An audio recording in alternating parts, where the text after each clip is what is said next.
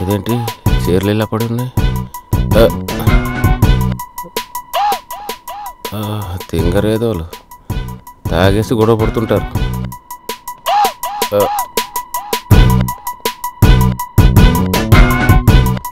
David, చమక్ చంద్ర, ఫోన్లో మాట్లాడింది నువ్వేనా?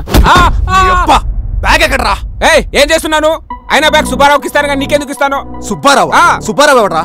అసలు ఈ బ్యాగ్ వల్ల ప్రాబ్లం లో పడిందే నేను. అసలు బ్యాగ్ కొట్టేయడానికి ప్లాన్ వేసిందే సుబ్బారావు. చెప్తాను చెప్పు. ఒకలాంటి చెప్పు.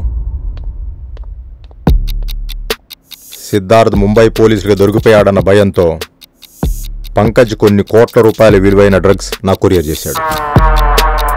కానీ ఇప్పుడు సిద్ధార్థ్ ముంబై పోలీసు నుంచి తప్పించుకొని ఆ సరుకు గురించి హైదరాబాద్ వస్తున్నాడు. సో సిద్ధార్థ్ ఇన్ఫర్మేషన్ పోలీసులకు ఇచ్చేసి ఆ సరుకు మనం కొట్టేస్తే లైఫ్ సెటిల్ అయిపోద్ది. ఏమంటావు? బ్రహ్మాజీ, రాజేష్ సరుకు కోసం నైట్ నా దగ్గరకు వస్తారు. ఈ లోపల నువ్వు రాజేష్ని పిలిచి ఆ సరుకు డేవిడ్కి ఇస్తే 100 కోట్లు ఇచ్చి దుబాయ్లో సెటిల్ చేస్తానని చెప్పు. డేవిడ్ ఎవరు?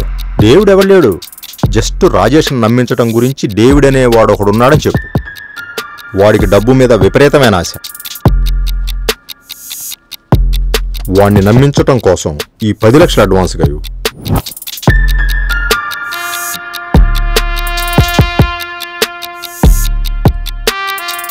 నేను సరుకు వాళ్ళకి ఇచ్చేస్తే సిద్ధార్థ్కి నా మీద డౌట్ రాదు. ఆ తర్వాత సిద్ధార్థ్ ఎక్కడున్నాడన్న విషయం పోలీసులకు పాస్ చేస్తాను. పోలీసులు సిద్ధార్థ్ విషయం చూసుకుంటారు. రాజేష్ సరుకు తీసుకొచ్చి నీకు ఇచ్చాక వాళ్ళిద్దరిని చంపేయి. తర్వాత దారిలో సరుకు వీడికి ఇచ్చేయి. ఓకేనా? వీడు నా ఫ్రెండ్. డ్రగ్స్ బిజినెస్కి ఏమీ సంబంధం లేదు. సో ఎవ్వరికీ తెలియదు.